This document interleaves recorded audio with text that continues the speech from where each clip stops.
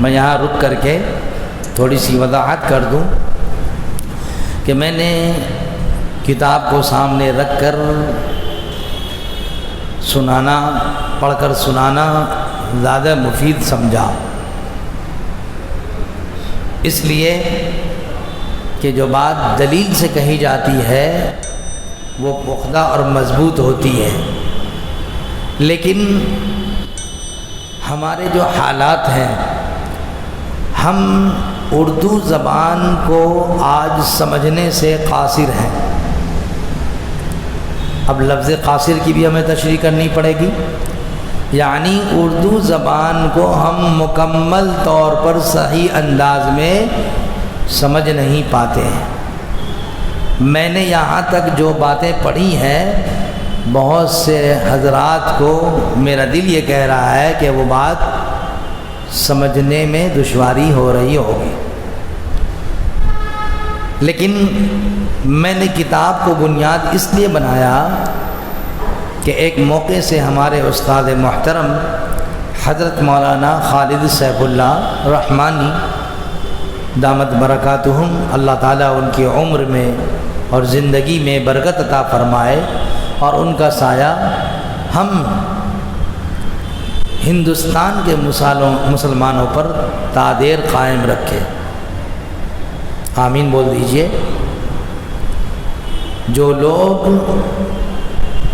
علماء ہیں اور جن کو اللہ نے سوجھ بوجھ دی ہے، بڑے بڑے دانشور، ڈاکٹر، پروفیسر، وکیل اور دیگر سوجھ بوجھ رکھنے والے حضرات کے نزدیک وہ ایک ہیرا ہے، ہیرا۔ ہم اور آپ نہیں سمجھ پائے وہ الگ بات ہے، اس مسجد کے اندر بھی وہ تشریف لا چکے ہیں، اور وہ شخصیت ہے کہ اللہ تعالیٰ نے ان کو صرف ہندوستان بھر میں ہی نہیں بلکہ دنیا کے اکثر ملکوں میں اللہ نے ان کا نام روشن کر رکھا ہے۔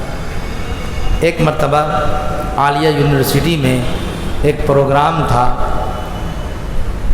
تفہیم شریعت کے نام سے، یعنی شریعت کو آپ سمجھیں، شریعت کیا ہے۔ تو جب حضرت نے اپنی بات شروع کی تو فرمایا کہ ایک زمانہ تھا جب لوگ کسی عالم سے کوئی مسئلہ پوچھتے تھے اور وہ عالم ان کو مسئلہ بتا دیتا، وہ پتھر کی لکیر ہو جاتی اور وہ اس کو مان کر کے عمل درآمد شروع کر دیتے۔ لیکن پھر وہ زمانہ آیا کہ آدمی جب کوئی کسی عالم سے مسئلہ پوچھتا تو اس کے ساتھ ساتھ یہ بھی پوچھتا کہ یہ کس کتاب میں ہے، یعنی قرآن میں ہے یا حدیث میں ہے یا کہاں ہے۔ فرمایا کہ اب زمانہ اتنا بدل گیا ہے کہ اب اس پر لوگ اکتفا نہیں کرتے، اب کہتے ہیں کہ یہ مسئلہ اولاً تو اکثر لوگ کسی عالم سے مسئلہ پوچھتے ہی نہیں، ان کا دل خود مفتی ہے، دل میں آیا کر لیا، نفع نقصان بعد میں۔ اولاً تو اکثر لوگ مسئلہ پوچھتے ہی نہیں، اور جو لوگ پوچھتے ہیں ان میں کے اکثر لوگوں کا یہ حال ہے کہ وہ پوچھتے ہیں کہ یہ مسئلہ کہاں ہے، قرآن میں ہے یا حدیث میں ہے یا کسی اور عالم نے بات کہی ہے، اور پھر یہیں پر اب وہ نہیں رکتے بلکہ کہتے ہیں کہ یہ مسئلہ ایسا کیوں ہے، یہ مسئلہ ایسا کیوں ہے۔ مثال کے طور پر قربانی کا زمانہ گزرا ہے ہمارا، ذی الحجہ کا، بقرعید میں، یہ میں مثال اپنی طرف سے دے رہا ہوں کہ آپ دیکھیں کہ قربانی کا زمانہ آیا، لوگوں نے قربانی کیا جو طریقہ اسلام نے بدلا اس کے مطابق، لیکن اب یہ باتیں آتی ہیں کہ اتنے جانور کو ذبح کر کے کیا فائدہ؟ انہی پیسوں کو اٹھا کر کے کتنے لوگ لاک ڈاؤن میں، اب تو لاک ڈاؤن کا بہانہ ہو گیا، کتنے لوگ لاک ڈاؤن کے اندر بے حال ہیں، پریشان ہیں، بھوک مری کی حالت گزر رہی ہے، تو ان کو جانور ذبح کرنے کے بجائے، جبکہ ہمارے یہاں جانور کے ذبح کرنے پر ایسے ایسے حالات بھی ہو رہے ہیں، کیوں نہیں ان پیسوں کو اٹھا کر کے ان کو دے دیا جائے اور ان کو معاشی اعتبار سے ان کو اوپر اٹھایا جائے؟ اب آپ بتائیں، حضور پاک صلی اللہ علیہ وسلم نے فرمایا کہ قربانی کے دن میں قربانی سے بڑھ کر اللہ کو کوئی عمل محبوب اور پسندیدہ نہیں ہے۔ حضور پاک صلی اللہ علیہ وسلم نے فرمایا، جس نے قربانی کی وسعت کے باوجود، حیثیت ہونے کے باوجود قربانی نہیں کیا، وہ ہماری عیدگاہ میں نہ آئے۔ لیکن وہ سب ایک طرف ہے۔ کیا یہ باتیں ہو رہی ہیں نہیں ہو رہی ہیں؟ تو ہمارے استاد محترم نے فرمایا کہ پہلے لوگ اللہ والوں سے، یعنی علماء سے، اللہ والوں سے مراد جو قرآن و سنت کا علم بخوبی جانتے ہیں، عالم سے مسئلہ پوچھتے اور وہ عمل شروع کر دیتے۔ پھر ایسا زمانہ آیا کہ لوگوں نے مسئلہ عالم سے تو پوچھا، لیکن پوچھا کہ یہ قرآن میں ہے یا حدیث میں ہے، تو ان کو دلیل بتلائی گئی، قرآن کی اس آیت میں ہے، حدیث کی یہ کتاب میں ہے، یا فلاں صحابی کا یہ عمل ہے۔ لیکن اب یہ زمانہ آیا کہ اب اس پر اکتفا نہیں کرتے، بلکہ یہ کہ یہ مسئلہ ایسا کیوں ہے۔ قرآن اور حدیث پر تو ہم اعتراض ڈائریکٹ نہیں کر سکتے ہیں، ایسے لوگوں کی بات کر رہا ہوں۔ تو اب کیا کریں گے کہ کسی عالم کی بات آئی تو اس کو تو ماننا ہی نہیں ہے، اس کو تو ہلکے میں لینا ہے، لیکن اگر قرآن اور حدیث کی بات بھی آ گئی تو یہ کہا جاتا ہے ایسا یہ مسئلہ کیوں ہے۔ کیا میں غلط کہہ رہا ہوں؟ بیدار ہو کر سنیے گا۔ ہمارا مقصد یہ نہیں ہے کہ ہم آپ کے سامنے 1 گھنٹہ بیان کر دیں اور آپ سن کر کے واہ واہ کریں اور چلے جائیں۔ ہاں بھائی، محرم کا جو ہے وہ درس مجلس ہوتی ہے، شیعوں کے یہاں مجلسیں لگتی ہیں، مجالس کے نام سے جانا جاتا ہے، اور وہاں کیا ہے؟ وہی غم حسین کا معاملہ۔ ہم یہ سمجھانا چاہتے ہیں کہ حضرت حسین رضی اللہ تعالی عنہ نے کربلا میں اپنی جان اللہ کے حضور نذرانے میں پیش کر دیا، گلا کٹوا لیا، شہادت کا جام پی لیا، لیکن اپنے اس امر سے، اس چیز سے وہ نہیں ہٹے۔ کیوں؟ اور صرف حضرت حسین رضی اللہ تعالی عنہ کا یہ معاملہ ہے یا اس سے پہلے اور اس کے بعد بھی کا معاملہ ہے؟ اس کو سمجھیے۔ بھئی کانا پھوسی نہ کریں خدا کے واسطے، جو ہے چپ سے سنیے، اور نہیں تو اس کو ہٹا دیجیے، سمجھے؟ چپ سے سنیے۔ ہم کو لوگوں نے بتلایا کہ بھائی اس سے لوگ، دوسرے لوگ، خاص کر کے عورتیں سنتی ہیں، اس لیے میں نے اجازت دے دی، لیکن اب خدا کے واسطے یہ بیان کر رہا ہوں، آپ لوگ یہ کر رہے ہیں، ایسا نہ کیجیے، سکون سے سنیے تاکہ ہم کو بولنے میں صحیح ہے۔ میرا مقصد یہ ہے کہ ہم اپنے اندر وہ جذبہ لیں جو جذبہ سیدنا حسین رضی اللہ تعالیٰ عنہ کے اندر تھا، اور یاد رکھیے وہ زمانہ قریب ہے کہ اسلام پر ویسے ہی آزمایا جائے گا جیسے کہ آزمائش پہلوں کی ہوئی ہے اور شروع ہو چکا ہے۔ اگر ہمارے نوجوان انہی موبائلوں میں لگے رہیں گے، نیٹ کی دنیا میں رہیں گے، اور رات بھر جاگیں گے اور فجر کی نماز نہیں پڑھیں گے، اور 12-1 بجے تک سوئیں گے، ظہر کی نماز پڑھیں گے، اور پھر اس کے بعد ان کو کام ملے گا؟ کون سی کمپنی یا کون سا کارخانہ والا اس کو کام میں رکھے گا؟ پھر بے روزگاری بڑھے گی یا نہیں بڑھے گی؟ ہاں، اچھا کھانا ہمارے نوجوان کا نہیں چھوٹے گا۔ لوہے کے چنے چبانے وہ نہیں ہے، کچا چنا دے دیجئے کھانے کو کسی نوجوان کو، نانی یاد آ جائے گی، وہ تو نہیں ہوگا کسی سے۔ کچا چاول کھانے کے لیے دے دیا جائے، وہ نہیں ہوگا کسی سے۔ ان کو تو مرغن چاہیے، مرغے پراٹھے اور فلاں چاہیے، اس کے علاوہ ان کا گزر نہیں ہے۔ ماں نے ذرا سی دیر کر دی ناشتہ دینے میں، دیکھیے گالی سے بات کرتے ہیں نوجوان، ماں کی بے عزتی۔ بڑے بھائی بڑی بہن وہ سب غلام ہیں ان کے، وہ نوکر ہیں، اور کام ڈھونڈیں گے تو کیا ڈھونڈیں گے؟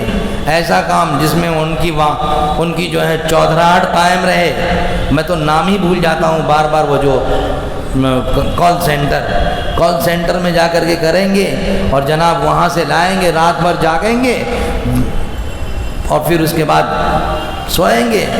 باپ اور ماں بھی کہیں گے کہ بچہ رات بھر جاگتا ہے تو کیا کرے گا، نماز نہیں پڑھتا، فجر ظہر نہیں پڑھتا، اور پھر اس کو کام میں بھاگنا ہے تو عصر کہاں پڑے گا، اور پھر وہ کام میں رہے گا تو مغرب کہاں سے، اور پھر جب وہ کام کا بوجھ رہے گا تو پھر عشاء کہاں سے؟ زندگی نماز سے دور گزری، وہ کیسا مسلمان ہے؟ جب نوجوانوں میں یہ بے حسی آئے گی، اور نوجوانوں کی جو عمر ہوتی ہے، جوانی کی جو عمر ہوتی ہے، اس کو یوں کہا جائے کہ مکھن ہے۔ جو جذبہ ہمارے بزرگ حضرات بیٹھے ہیں، جوانی میں جو محنت انہوں نے کی ہے، کیا بڑھاپے میں کر پائیں گے؟ میں کہاں رکتا ہوں عرش و فرش کی آواز سے، مجھ کو جانا ہے بہت اونچا حد پرواز سے۔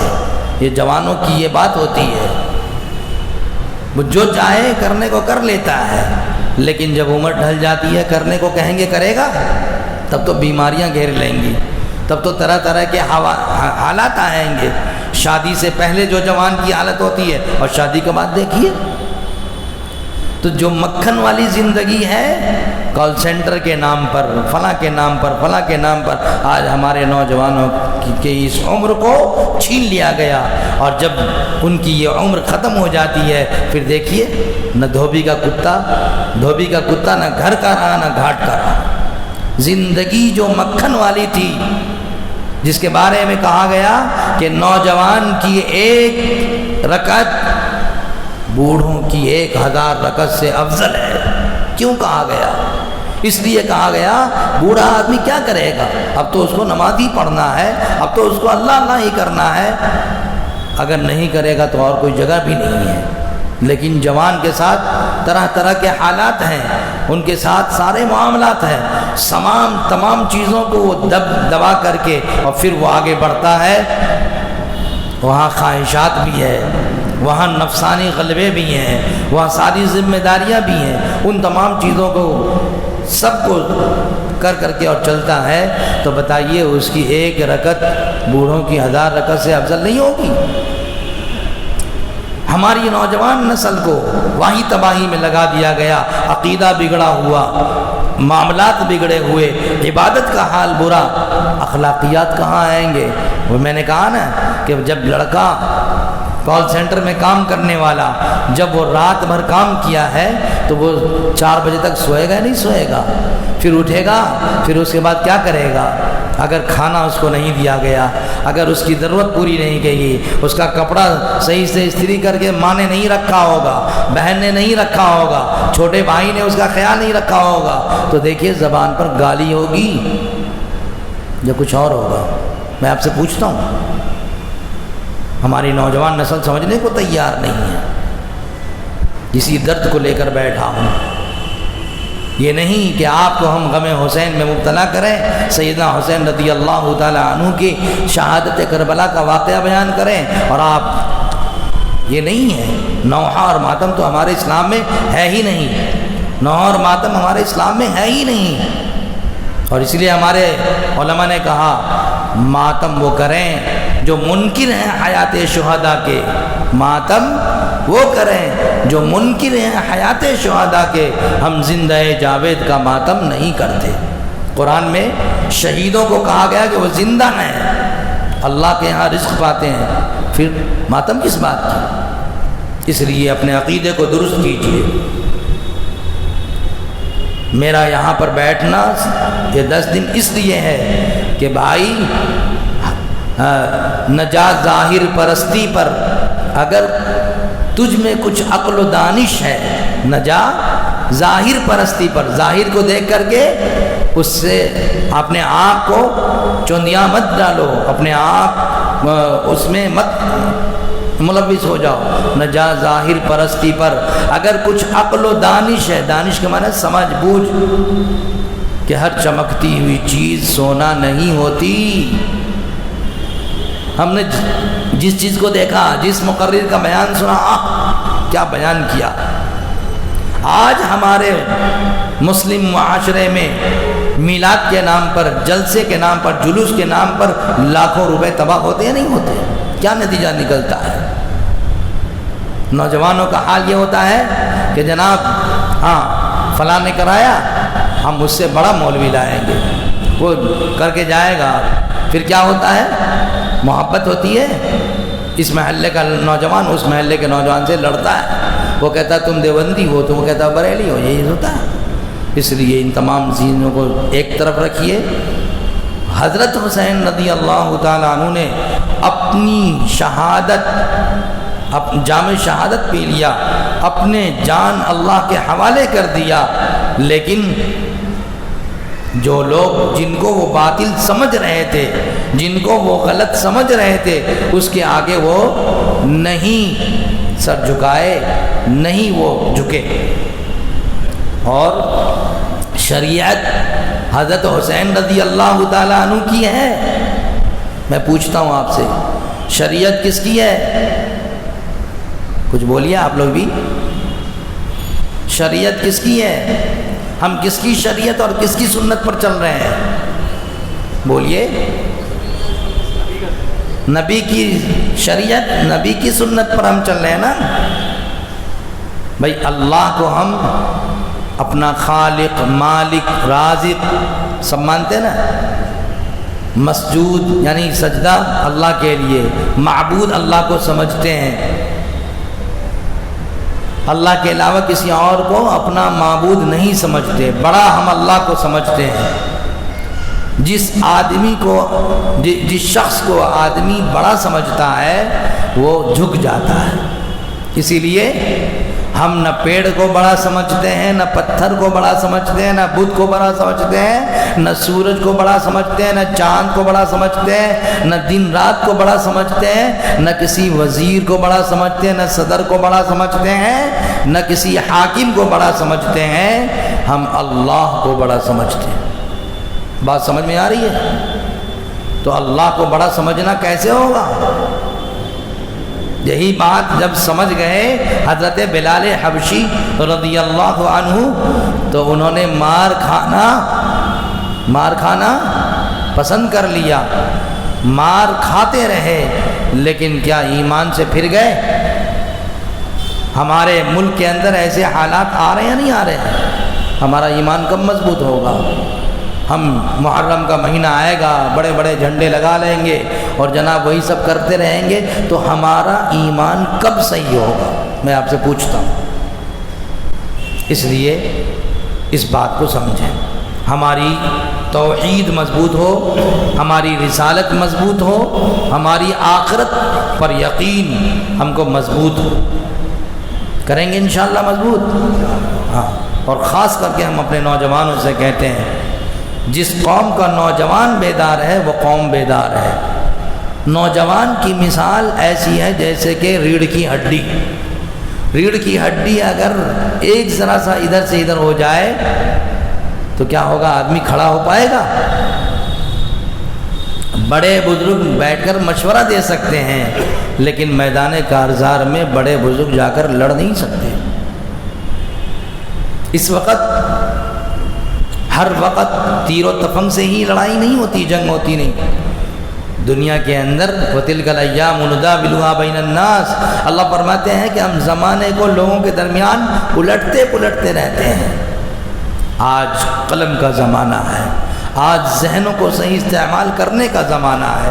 جب ہمارا دین ہمارے اندر مضبوط نہیں ہوگا، ہم اللہ کو اللہ صحیح طریقے سے مانے نہیں ہوں گے، تو پھر ہم بیٹھے رہیں گے آفسوں میں یا کہیں بھی، تو ہم اعتراض کرنے والے کا جواب دے پائیں گے؟ وہاں ہم بغل جھانکیں گے، وہاں ہمیں امام صاحب یاد آئیں گے، مولوی صاحب یاد آئیں گے، فلاں صاحب یاد آئیں گے، اور کوئی اگر ایسا شخص ہوگا تو جا کر پوچھ لے گا۔ اور ظاہر سی بات ہے کہ مان لیجئے کہ ایک نوجوان کا ایسا معاملہ کسی کے ساتھ ہوا، اب وہ کہا کہ بھائی میں اپنے امام صاحب سے جا کر معلوم کروں گا پھر بتاؤں گا۔ اب وہ آیا، آنے کے بعد امام صاحب سے ملاقات کیا، امام صاحب سے پوچھا کہ فلاں نے ایسا سوال کیا ہے، اس کا کیا جواب ہے؟ مان لیجئے کہ امام صاحب سے آ کر پوچھا، یہی قربانی کو لے لیجئے کہ بھائی اتنا قربانی آپ لوگ کیوں کرتے ہیں، ہماری گائے ماتا کو آپ لوگ ذبح کر دیتے ہیں، اور پھر اتنا آپ خرچ کرتے ہیں اس کو لے کر کے، آپ غریبوں میں، آپ کے مسلمانوں میں اتنے لوگ بے روزگار ہیں، آپ اس کا کیوں نہیں یہ کرتے؟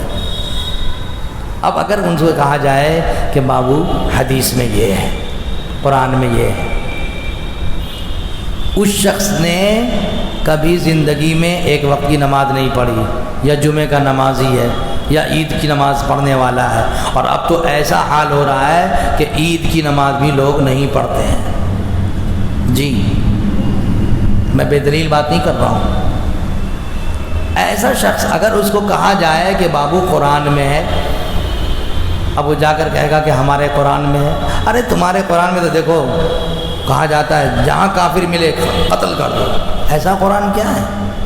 اب آپ بولیے، جس نے ایک حرف قرآن نہیں پڑھا، اس کو دیکھ کر پڑھنے نہیں آ رہا ہے، اس کا ترجمہ اس کو معلوم نہیں ہے، وہ اسلام ان امام صاحب یا مفتی صاحب یا عالم صاحب کی بات سے وہ مطمئن ہو جائے گا؟ بولیے مطمئن ہو جائے گا؟ اگر کوئی یہ کہے کہ بھائی ہم جا کر کے پوری طرح سمجھیں گے، امام صاحب مفتی صاحب یا فلاں صاحب وہ بیٹھے تو نہیں ہیں کہ بھائی وہ جو ہے اسی چیز کو کرتے رہیں، دوسرا کام بھی تو ان کو ہے۔ اگر مان لیجئے کہ اس نوجوان کے ساتھ بدتمیزی ہو گئی ان کی نظر میں، بھائی ظاہر سی بات ہے انسان ہے، اگر کسی شخص نے آ کر یہ کہا، مان لیجئے کہ آ کر کہا کہ بھائی روزہ کیوں رکھتے ہیں، نماز کیوں پڑھتے ہیں، اٹھا بیٹھی کرتے ہیں، تو اب کیوں کا جواب تو صرف یہ کہہ دینے سے نہیں ہوگا نا کہ قرآن میں اور حدیث میں ہے، وہ تو کیوں کا جواب سمجھانا پڑے گا، اور سمجھانے کے لیے ہر آدمی کے پاس اتنی معلومات نہیں ہے، یا معلومات تو ہے لیکن بر وقت ذہن میں نہیں ہے، تو اس کو سمجھانے کے لیے وقت چاہیے۔ اب ایک آدمی مثال کے طور پر اس کو پڑھانے کے لیے جانا ہے، وہاں بچے انتظار کر رہے ہیں کہ ان کو پڑھانا ہے، یہ صاحب آ گئے نماز کے بعد کہ جو ہے امام صاحب ہم کو یہ سمجھا دیجئے، وہ کہیں گے کہ بابو دیکھو ہم کو ابھی پڑھانے جانا ہے، اس میں بہت ٹائم لگے گا۔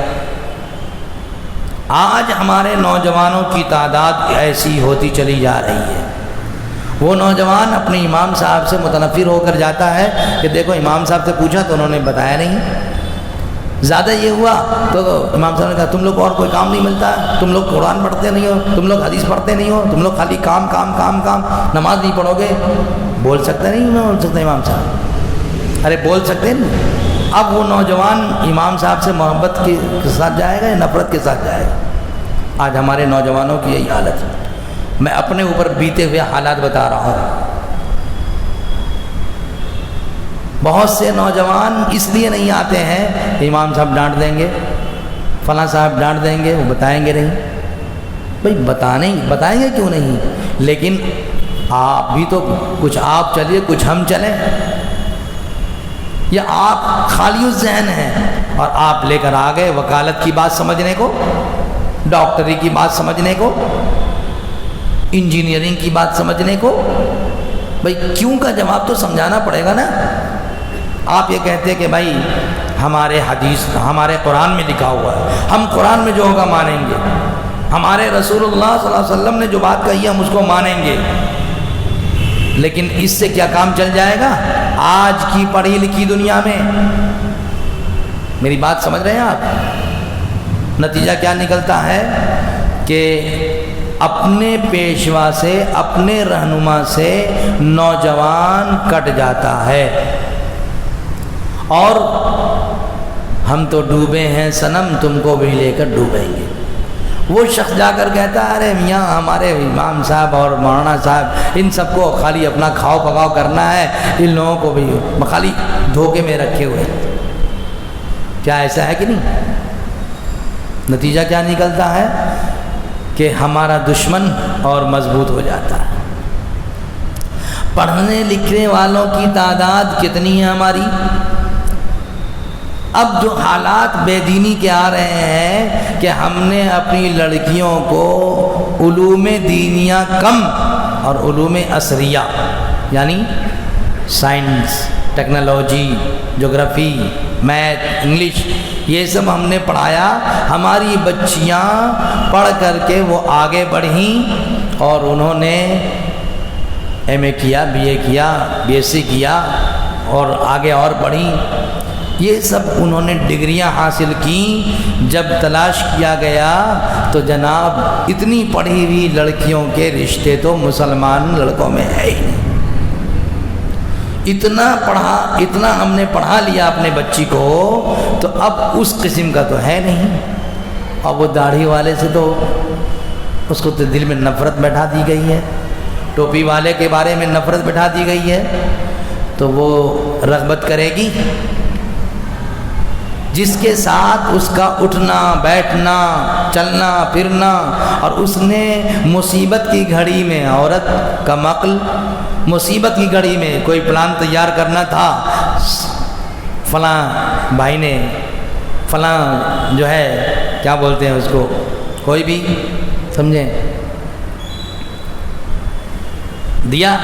اب محسن کا احسان آدمی مانتا ہے نہیں مانتا ہے، یاد رکھتا ہے۔ ایک آدمی کو ضرورت ہے 100 روپے کی، آپ نے دے دیا، 100 کی تو اب کوئی حیثیت نہیں رہی، 5000 روپے کی، آپ نے اس کا عین وقت میں اس کا تعاون کر دیا، اس کی مدد کر دی۔ اب وہ شخص آپ کا احسان مانے گا نہیں مانے گا؟ احسان تلے آدمی دبا ہوا ہوتا ہے۔ اسی لیے حضور نے فرمایا خیر من الید العلیا من ید السفلی، دینے والا ہاتھ لینے والے ہاتھ سے افضل ہے۔ آج ہماری قوم لینے والی بن گئی ہے، دینے والی کم۔ نتیجہ کیا نکلتا ہے کہ وہ لڑکیاں اپنے جیون ساتھی ان لوگوں میں تلاش کر رہی ہیں جن کو انہوں نے اپنا محسن سمجھ رکھا ہے۔ دینداری چولہے بھاڑ میں جائے، دینداری زندگی میں نہیں تھی، نماز ایک وقت کی نہیں پڑھ رہی تھی، اس نے اللہ کو اللہ کبھی سمجھا نہیں، سمجھنے کی کوشش نہیں کی۔ حضور کی تعلیم کیا ہے، حضور صلی اللہ علیہ وسلم کون تھے، بس اتنا میسنجر تھے، بس کیا ہے۔ آخرت میں جواب ارے میاں وہ بھی تو گناہ کرتا، وہ بھی تو غلط کرتا، وہ بھی تو۔ نتیجہ کیا نکلتا ہے کہ آج ہماری لڑکیاں مرتد ہو رہی ہیں۔ کوئی بھی اسٹیٹ ہندوستان کا ایسا نہیں ہے، کوئی بھی علاقہ نہیں ہے، کوئی بھی محلہ نہیں ہے جہاں کی مسلم لڑکیاں چلی گئیں۔ قرآن کا کھلا اعلان ہے کہ جس نے غیر مرد سے شادی کر لیا اس کا اب اسلام میں کوئی حصہ نہیں ہے۔ وَلَا تَنْكِحُوا الْمُشْرِكِينَ حَتَّى يُؤْمِنُوا، کسی مشرک سے نکاح جائز نہیں ہے جب تک کہ وہ ایمان نہ لے آئے۔ تو اس نے اس دین کا انکار کر دیا جو جناب محمد الرسول اللہ صلی اللہ علیہ وسلم لے کر آئے۔ حضور صلی اللہ علیہ وسلم نے تو یہاں تک فرمایا کہ کوئی اپنا ہاتھ کسی پھال کھلوانے والے کے پاس جا کر دکھائے اور وہ کہے تمہاری قسمت میں تمہاری لکیر یہ کہتی ہے، حضور نے فرمایا اس نے اس دین کا انکار کر دیا جس کو میں لے کر آیا ہوں۔ تو اس نوجوان نسل کو کون بچائے گا؟ سارا جو ہے بھانڈا پھوڑنا ہے، یہ کیا بولتے ہیں، جو بھی ہے کہ بھائی ساری چیزوں کو، سارا الزام مولویوں پر، عالموں پر. تو بھائی ہماری کیا ذمہ داری ہے؟ ہر فرد کی ذمہ داری ہے. اس لیے اس درس کو شروع کرنے کا مقصد یہی ہے کہ ہم سمجھیں کہ ہمارا ایمان کیا ہے. صرف یہ کہنے سے کام نہیں چلے گا کہ قرآن میں ہے، صرف یہ کہنے سے کام نہیں چلے گا کہ مولانا صاحب نے یہ کہا ہے. وہ مولانا صاحب کی اہمیت کتنی ہے وہ ہم سب کو معلوم ہے. ایک بات رک کر اور آپ کو سمجھا دیں کہ جیسے جیسے حضور صلی اللہ علیہ وسلم سے یہ زمانہ دور ہوتا جائے گا ویسے ویسے ایمان کی سطح بھی کمزور ہوتی چلی جائے گی. اب اس کو آپ یوں سمجھیے، جو حضرات مسجد میں آنے کا معمول رکھتے ہیں، اور معمول ہی نہیں بلکہ اس کے ساتھ ساتھ دین کو، قرآن کو، حدیث کو سمجھنے کی کوشش کرتے ہیں، اور اپنا وقت ایسے لوگوں کے ساتھ گزارنے کی کوشش کرتے ہیں.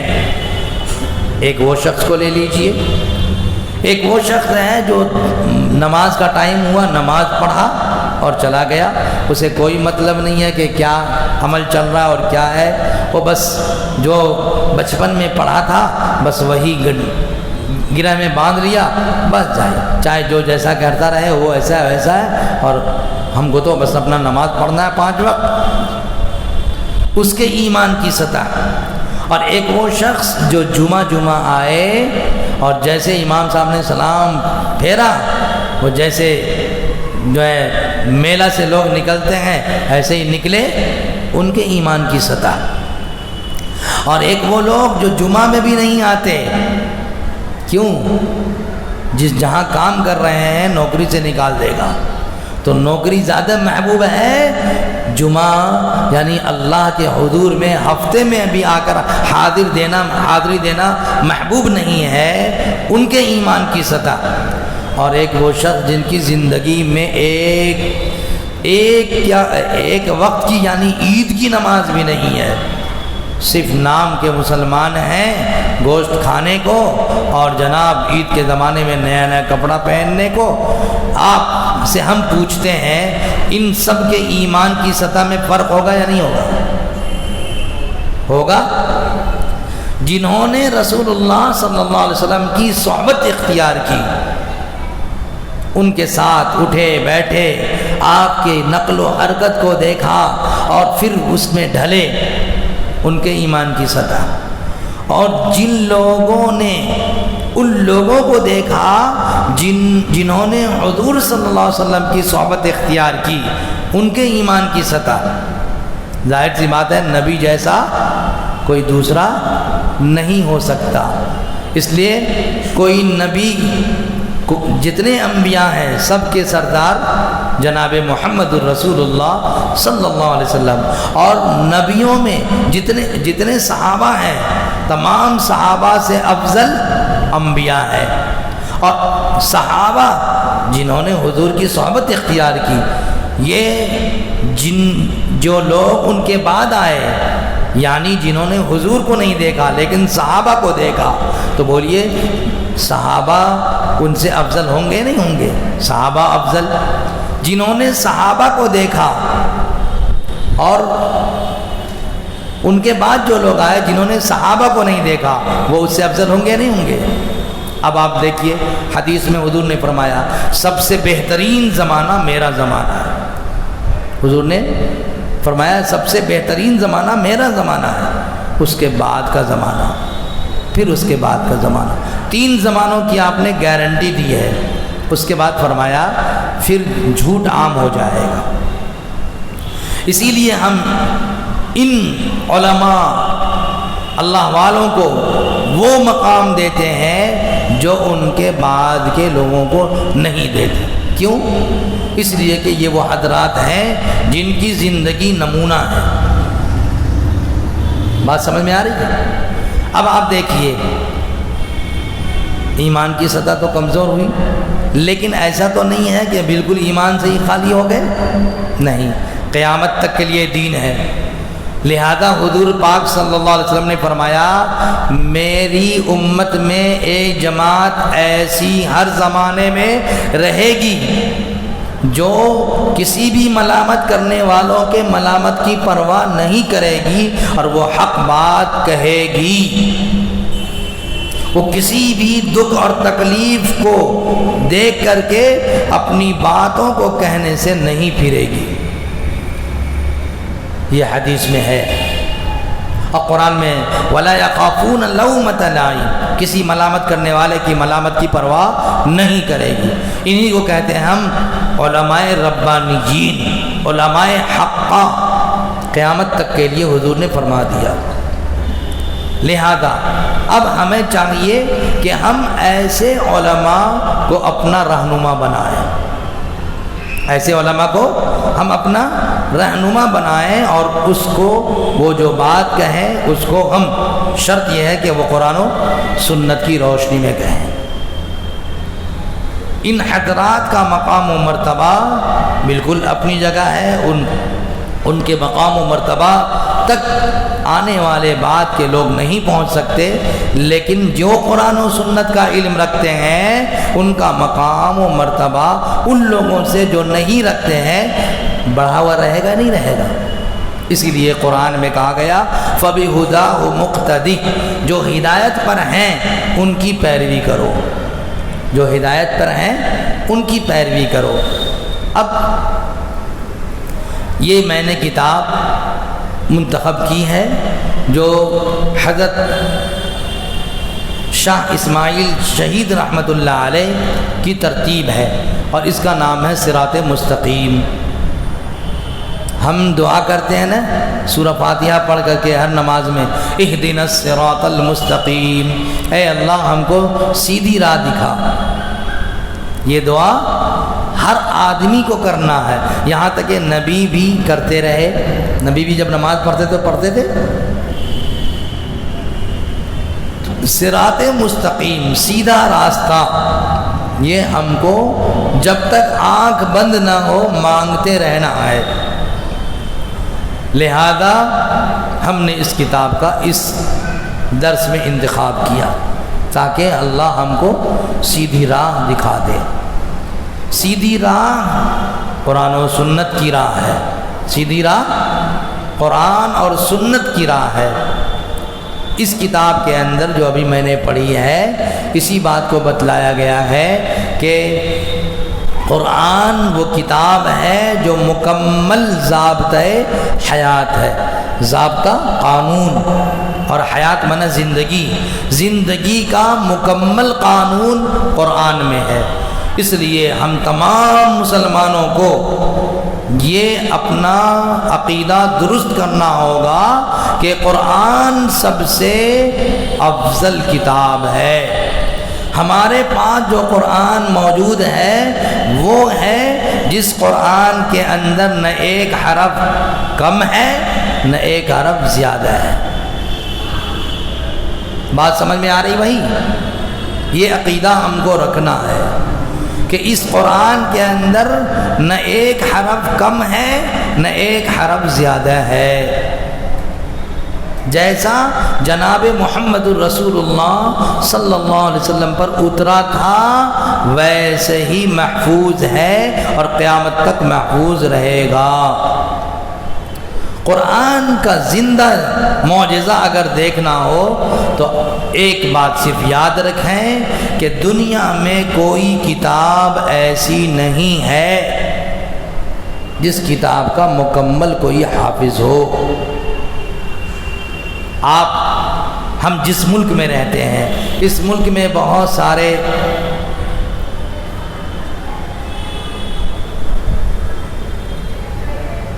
اوتار ان کے کہنے کے مطابق آئے اور رشی وغیرہ آئے، اور ان کا دعویٰ یہ ہے کہ یہ ہماری کتاب یا ہمارا جو مذہب ہے وہ سب سے پرانا مذہب ہے، اور ان کے یہاں 4 ہے: رگ وید، اتھر وید، سام وید، یجر وید۔ یہ ان کو پرانی چیز مانتے ہیں، اور یہ کہتے ہیں کہ جب یہ سب سے پرانی ہے تو ہم کو اسی پر چلنا ہے۔ اب ظاہر سی بات ہے کہ ہم قرآن کے سامنے رکھ کر کے یہ کہتے ہیں کہ ہو سکتا ہے کہ اللہ تعالیٰ نے جو کم و بیش 1.25 لاکھ نبی بھیجے ہیں ان میں سے آپ جن کو رشی منش کہتے ہیں اور جن کو آپ اوتار مانتے ہیں اور ان کی آپ پوجا کرتے ہیں، ہو سکتا ہے اپنے وقت کے نبی ہوں۔ اور جس طریقے سے عیسیٰ علیہ السلام کی تعلیم کو، موسیٰ علیہ السلام کی تعلیم کو، حضرت داؤد علیہ السلام کی تعلیمات کو یا حضرت ابراہیم علیہ السلام کی تعلیمات کو بدل دیا گیا، ان کی بھی تعلیم کو بدل دیا گیا۔ آج جب سنسکرت میں یہ لکھی ہوئی کتابوں کا ہمارے علماء نے مطالعہ کیا تو یہ بتلایا کہ جو لوگ اس کتاب کے ماننے والے ہیں وہ سناتن دھرمی ہیں، اور سناتن دھرم میں بدھ کی پوجا نہیں ہے۔ اور اللہ کا یہ کرم ہے کہ اتنی تبدیلی کے باوجود ان کی کتابوں میں ہمارے نبی حضرت محمد صلی اللہ علیہ وسلم کے آمد کی خبر موجود ہے، الحمدللہ۔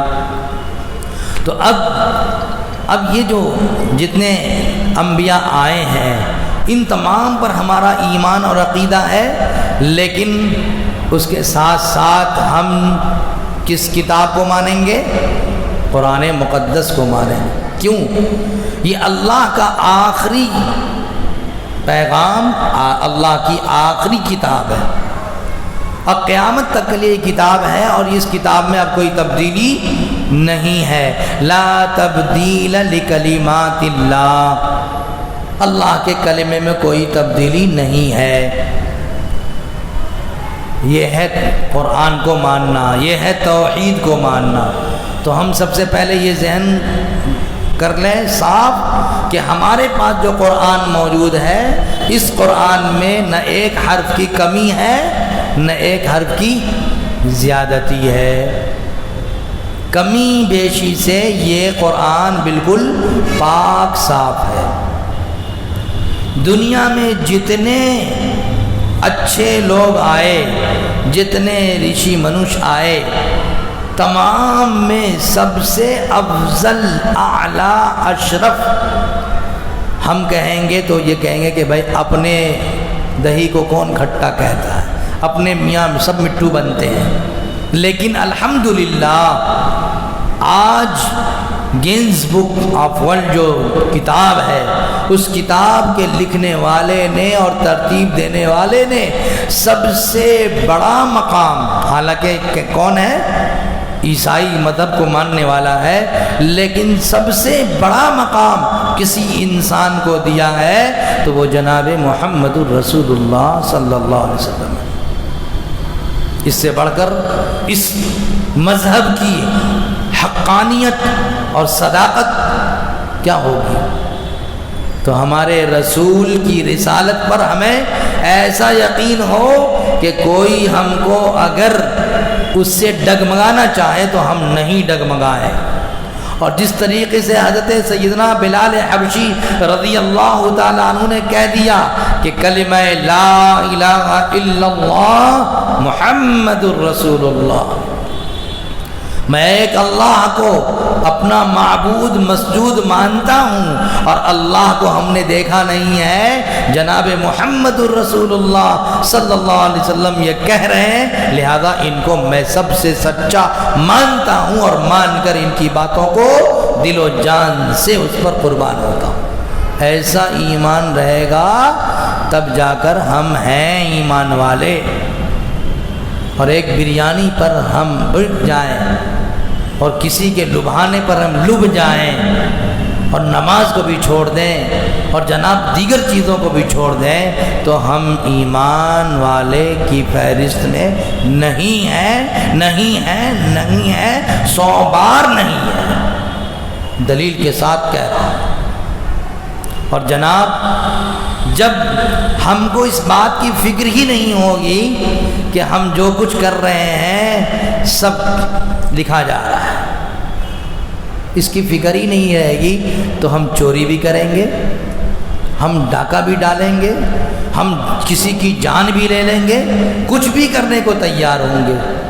لیکن اگر یہ فکر رہے گی کرامن کاتبین یعلمون ما تفعلون، آج یہ کیمرہ ہے، اس کو دیکھ کر اچھے اچھوں کی ہوا اکھڑ جاتی ہے، اور جب کہیں جاتا ہے تو وہاں بڑے حرفوں میں لکھا رہتا ہے خبردار آپ کیمرے کی نظر میں ہیں۔